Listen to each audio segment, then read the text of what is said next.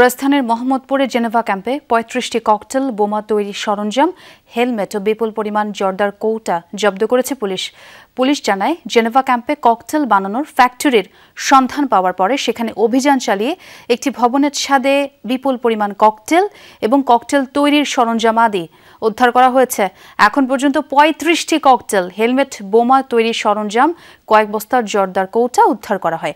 পরে counter terrorism ইউনিটকে খবর দেওয়া হয়। তারা সেখান থেকে উদ্ধারকৃত ককটেলগুলো নিরাপদ স্থানে নিয়ে নিষ্ক্রিয় করা হবে। পুলিশ জানায়, জেনেভা ক্যাম্পের ৭ নম্বর ব্লকে বুনিয়া সোহেলের বাসার পাশের একটি ভবনে ককটেল তৈরি করা হচ্ছিল। তবে এই ঘটনায় কেউ আটক হয়নি। আমরা গতকাল জেনেভা ক্যাম্পে অভিযান চালিয়ে ৩ জন বোমা তৈরির কারিগরকে অ্যারেস্ট করেছি।